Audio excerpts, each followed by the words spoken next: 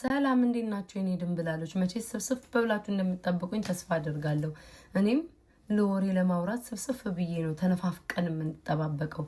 ለማንኛውም ግን ብዙ የምንነካቸው ነገሮች አሉ።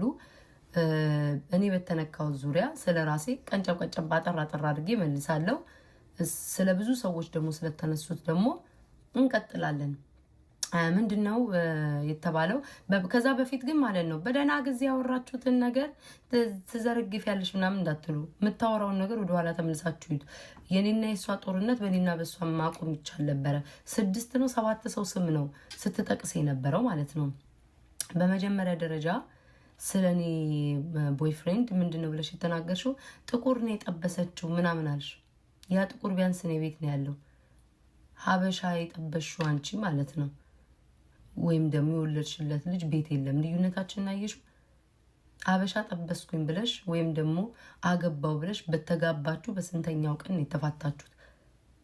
አንቺ እኮ የገዛ አማቾችሽን እኮ የምታሚ ሰው ነሽ። አደባባይ ሊወጥሽ ልዩነታችን እሱ እኮ ነው። ጨዋ ወልዶ ጨዋ ያሳደገኝ። ጨዋ የወለደውማ የሰው ህይወት ውስጥ ጥልቅ እያለ እኮ አይገባም። የስንቱን አርቲስት ነው እተቻለሁ። ማንሽ አንቺ ተች ያደረገሽ? እኔ እኮ ማን ነው ተች ያደረጋት? ራስሽን አይተሽዋል? ስለ ራስሽ ታውቂያለሽ?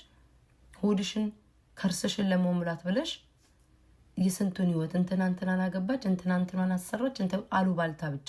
ጨዋ ያሳደገው ሰው እንዲህ አይነት አይደለም። የጨዋ ልጆች እኮ እናውቃለን። ዩቲዩብ ሆነብሽ እንጂ ባይሆንብሽ ኖሮ አፍሽን ልቅቅ ታደርጊው ነበር። ምን ኢንስታግራም ላይ ስንት ነገር ስትይ ያልነበር እንዴ? የድሮ ዩቲዩብሽ ይምጣ እንዴ? ስትቀደጅ አይደል እንዴ የምትይው? ሺሻ እያጨሽ አደባባይ ላይ ምናምን። ማንም ሰው ያጨሳል፣ ግን ራስሽን እንደ ጨዋ ስታይ ነው በጣም የሚገርመኝ።